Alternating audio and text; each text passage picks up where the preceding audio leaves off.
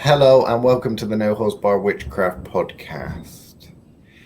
What are your thoughts, Chris, about when you walk into a museum and in a nice glass case there's a mummified corpse or bones or some kind of body that was housed nicely somewhere and is the nice little housing that it's been dispatched in, the little tomb or whatever, has been desecrated and robbed and thrown into a glass case with lots of LED lighting.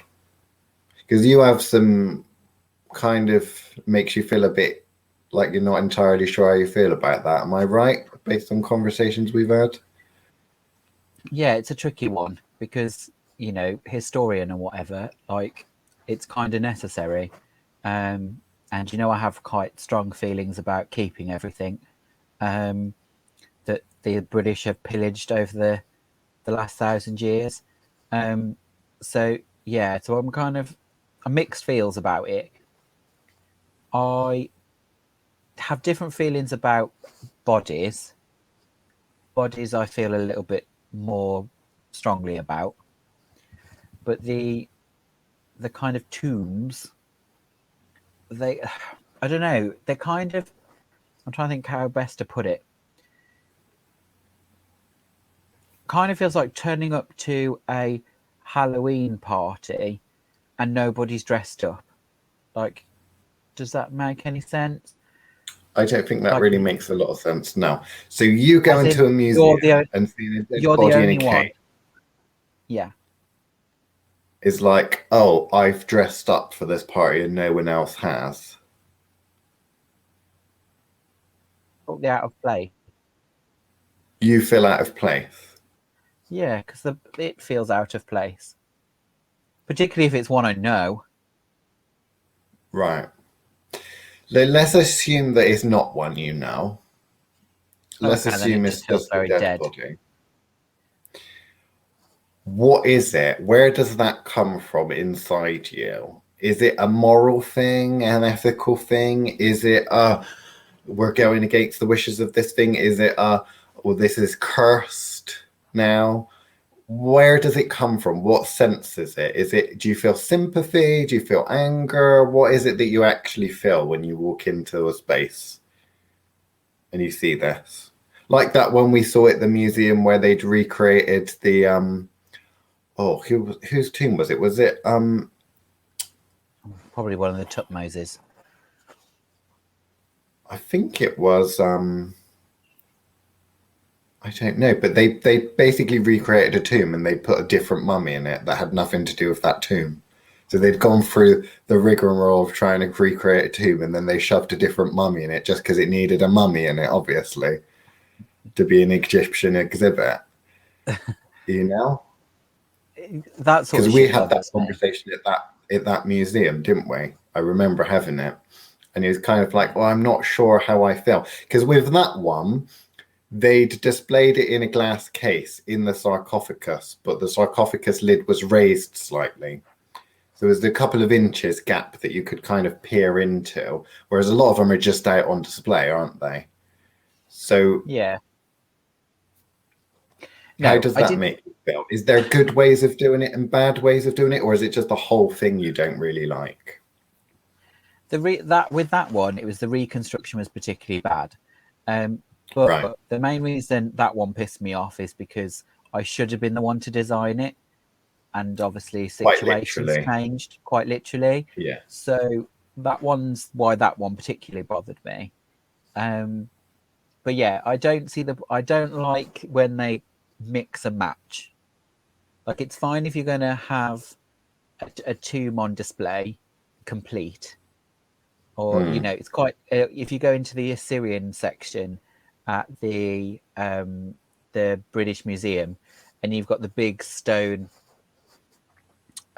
sphinxes, Yeah. and that kind of fits in place. Like it's at a doorway, you feel like you're crossing a threshold. It's actually kind of stayed true to the original, if that makes sense. And I don't Mm. mind kind of reconstructions when they're all in position.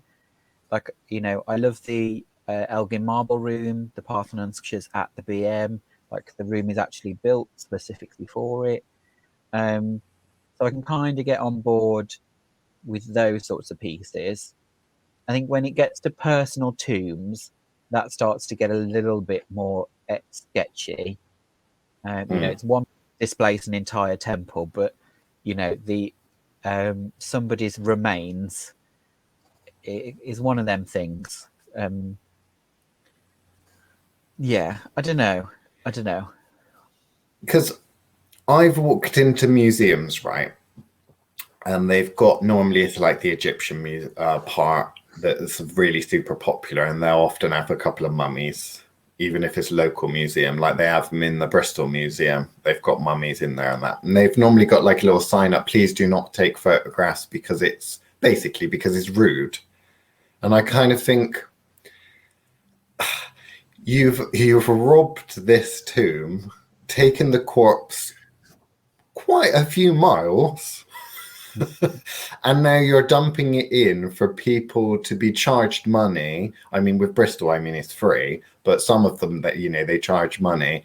And you're saying that the rude part is if someone was to take pictures, which to me seems a bit kind of, I mean, it would probably be rude to do those kind of corpse unwrappings, the mummy unwrappings like the Victorians used to do. I can kind of understand that from the perspective of it just being one of those things that you do because a bunch of rich people find it amusing and interesting. I can understand when the scientists might take one and take it apart, which nowadays they kind of just x-ray things, but back in the day they wouldn't have been able to do that necessarily.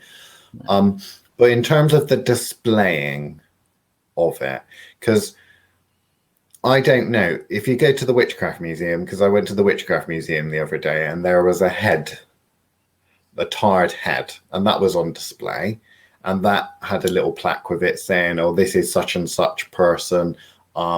If you're nice to them and compliment them, they'll grant you a wish type thing.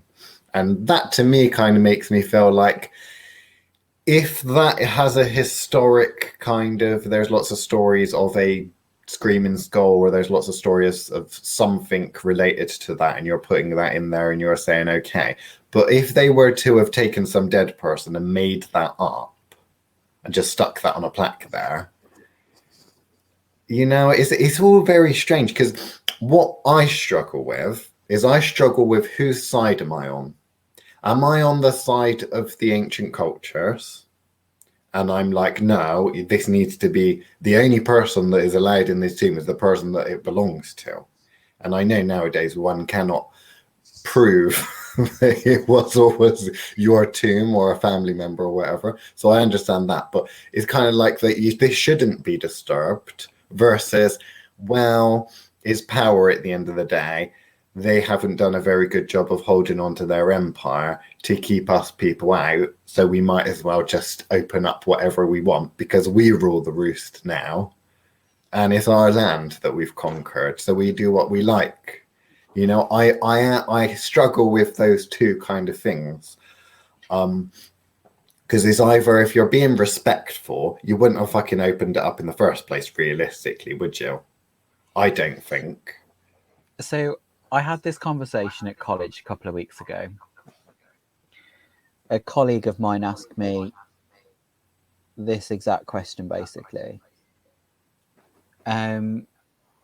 where they were kind of like, how do you feel as a museum person? How do you feel? And my answer was, when it comes, the only kind of issue I ever have is when it comes to existing cultures. Yeah. So as far as I'm concerned, keep whatever you've got, unless there is an indigenous culture that still has those practices. So by that, I don't mean, the Egyptians can claim the ancient Egyptians because they don't bury people in tombs anymore. So they're not Egyptians. They ain't ancient Egyptians. They're modern Egyptians, and they're fucking different. They don't even look similar. Whereas if you were to deal with, say, the Inuit culture, which still exists, they still bury their dead and keep their cultures the same way that they currently do. I feel with that, it's a case of you should be making the case to them to keep it.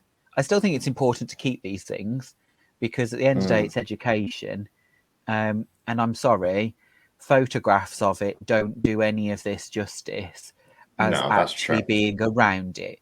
So you can't, Yeah. if if you're to pick up, obviously you don't get the opportunity in most museums, but if you are to pick up a relic of an ancient culture, or even like a dinosaur fossil, like you pick up that physical thing or look at that physical thing, has a way different way of triggering the conscious and the subconscious mind, and the rest of it a lot more effectively than if you were to just have a photograph of it or a scan.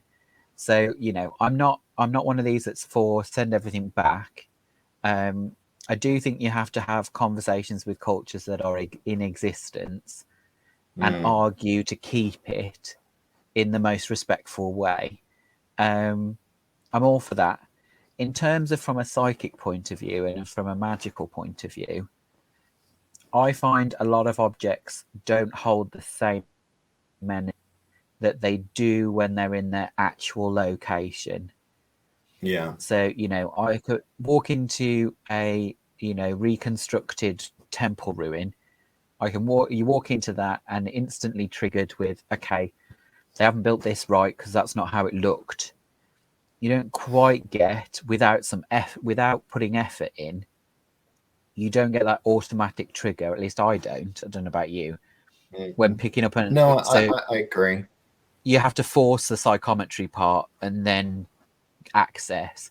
Whereas if you walk into a temple complex space, even with it not standing there, you can still feel it there. And I feel that that's a completely different process as to holding on to a relic. Do you know what I mean? So I kind of, from a magical point of view, the relics respond to the other things that are there as well. So for me, I would equate it to like my mobile phone, my iPhone is pretty cool. It can do so much interesting stuff. But if I take it out to the countryside where there's no signal and no Wi-Fi, half of the shit on it doesn't work, And it's like it still does stuff, but it is like trying to explain to a country pumpkin, oh, well, there's this thing called YouTube. Oh, there's this thing called the internet. It's like, well, can you show me? Well, no, because they're in a signal. It's like, well, okay. It is a lot like that, where some of these items obviously are, but then at the same time, you could say, well, at the end of the day, even if they are in their place, there aren't that many people that would even be able to fucking use them in the first place. So is it that much of a shame? And to me, I've always landed on power. If you have the power to remove something, then you're either going to, with that power, mess up with that power by doing something stupid, or you might do something for the betterment. So if you decide that you're going to go and take an item away and you've lost out on the magical potential or some sort of potential of it being there, some discovery maybe, like the top of the Great Pyramid, if you're going to remove that and wander off with it and then not discover maybe certain things related to its functions and that, then it's like, you got the power to do it, you've done it. Now, you may have lost out there, but at the same time, if you're taking something away and you do reverse engineer something, like, for example, some old formulas, then you might be able to reinvent technology, make new discoveries in medicine and things like that nowadays. So I can kind of see that is something that pays off. But it is ultimately, for me, I've always landed on, well, if they've got the power to do it, they've got the power to do it. Because in the end of the day, human experience is much like toddlers. They put things in babies, they put things in their mouth, and some things are yummy and food, and other things aren't good. And you kind of learn that. And that is humans at the end of the day, particularly when dealing with these quite powerful technologies and magical instruments and the like. It is one of those things. And in terms of giving stuff back, at the end of the day, is spoiled. I think if it's opened up and you then take it away to then try and put it all back again, I think that there's no real point in doing that. But something that I would consider and I would find interesting is, what your take on, if it's going to be destroyed, then might be the time to go and preserve it. In which case you might need to put it in a temperature controlled, climate controlled case or something somewhere. That might make sense. But otherwise it should remain in its place and you have to make the effort to go and see it. With regards to kind of temples and stuff like that, I know that you could technically, like with the technology that's coming in now, you could potentially do 3D photography, and particularly with these holographic projection rooms and stuff, you can kind of recreate things like that. That might be a better alternative to just taking bits and pieces and then sending it off around the world. I mean, obviously, we're talking about modern technology. So in terms of desecrating tombs, I, from a magical perspective, take the approach of, I'm someone that's coming in here and I'm messing with something, and on my head be it. So Yeah. we are the sort to perhaps, as we may or may not have done, used corpses or parts of corpses for magical uses and that. And in terms of asking the permission of the person whilst they were alive, well, they died a long time ago. So you are essentially deciding, I am going to come into this and use magic to work out whether this is acceptable or not, and decide to do it. At the same time, if you've got something that's protected by, let's go for one of these old kind of Hammer horror special type films where you've got some curse on a tomb that's protected with gold. As a magical practitioner, if you can break into that tomb and you can negate or switch off the security system, is there a problem with that? Is it just an ethical problem? Do you have a right to it because you've managed to, beat the house, essentially? If it's a casino, beating the house, you deserve it because you've managed to crack it. How does that kind of factor into things? Yeah, I'm of the feeling that I think I kind of just need to add one side there, which is obviously we don't tend to in museum culture nowadays. We don't tend to. Yes, you still dig up remains, etc. Remains are normally repurposed back if they're within a certain age, and we try and preserve things in situ where possible, unless, like you say, it's something that is going to deteriorate just by us exposing it, in which case then you preserve it in a different way.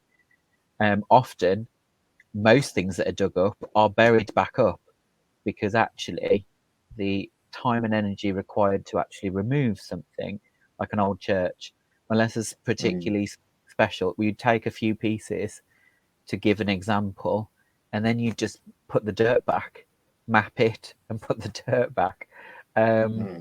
Whereas obviously, different time, Victorians were fortune hunters and collectors of all things curious.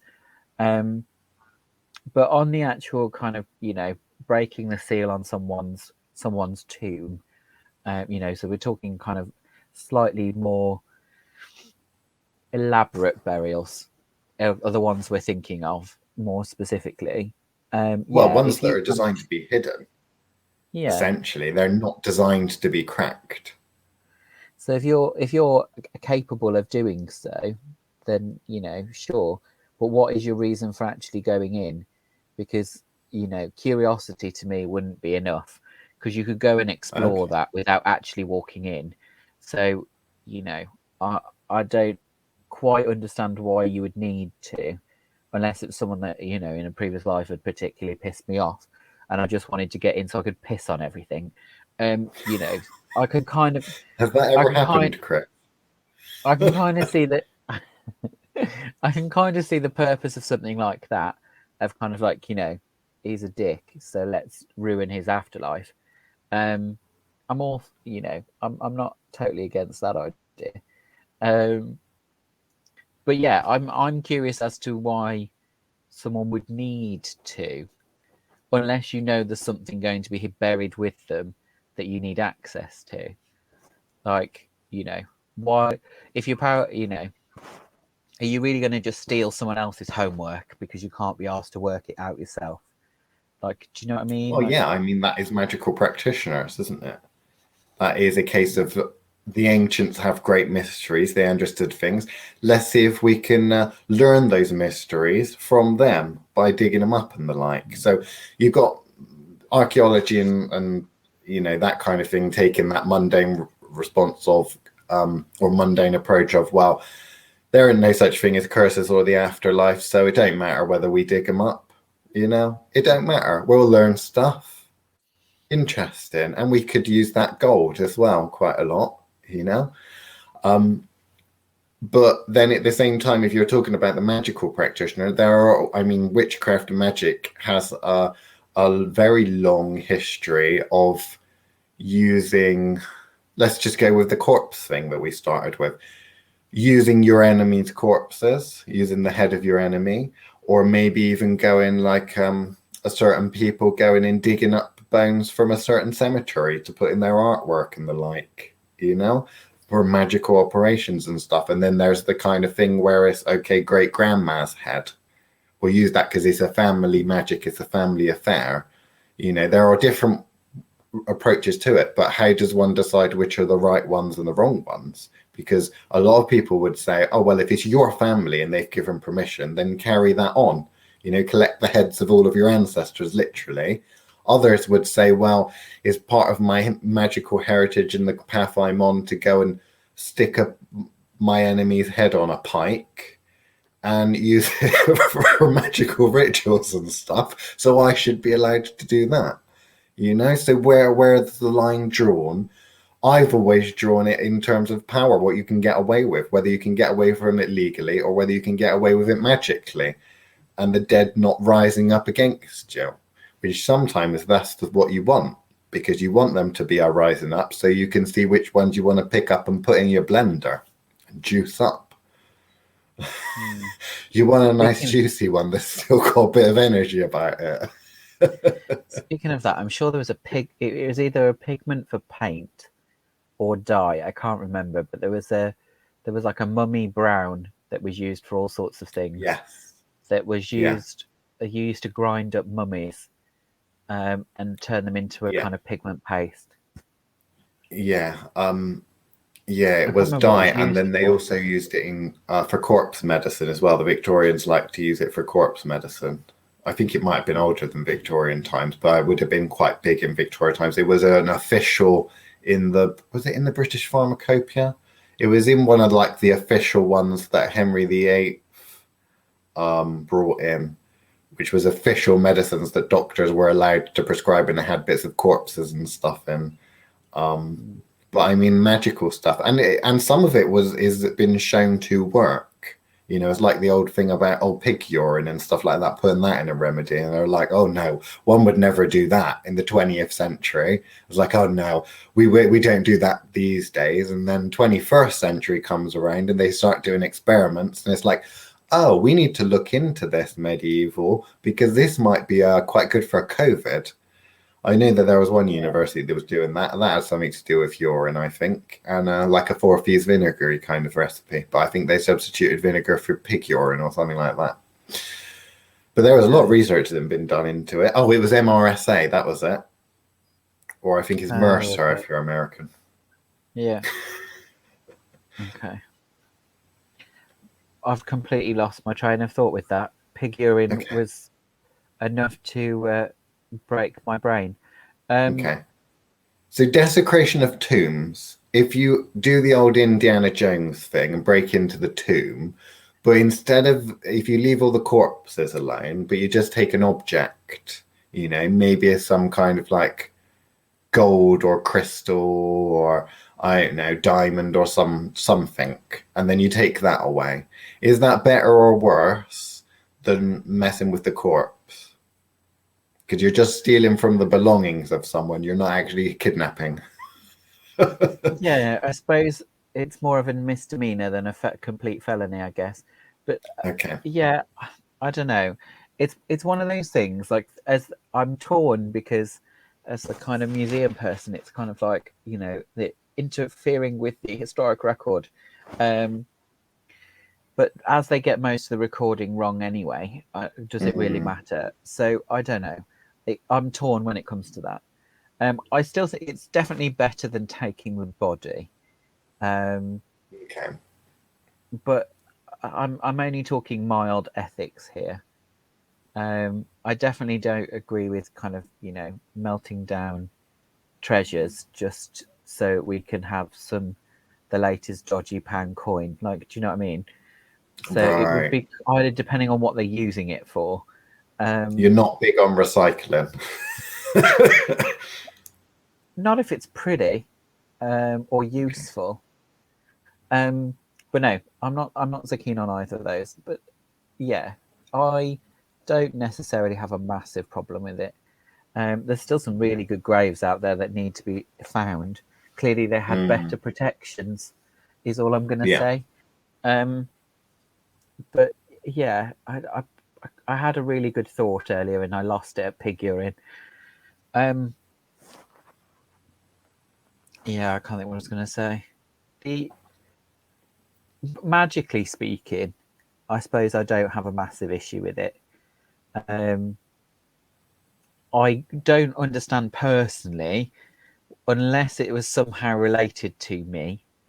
I mean, I don't mean family line. I mean one of my It's going to be a versions. super witch statement. Here we go, kids. Listen to the super witch. I would have absolutely no interest in going and breaking into some other witch's keep, if that makes sense.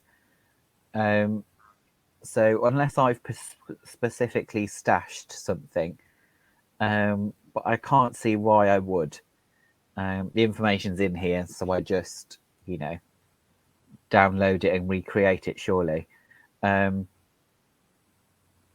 bearing in mind, I don't really use tools. Super witch. You're not gonna really stash a tool.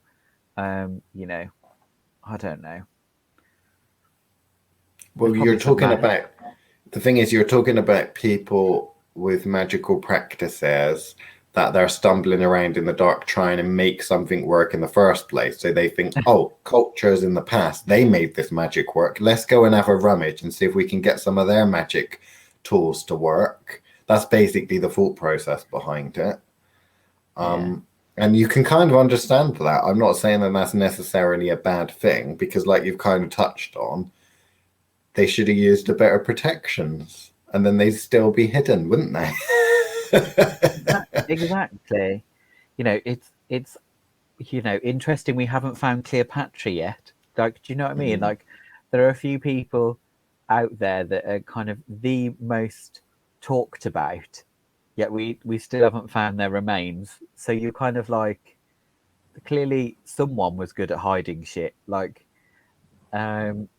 which makes you start to kind of go in the pecking order. Really, how important is Tutankhamun? Like, do you know what I mean?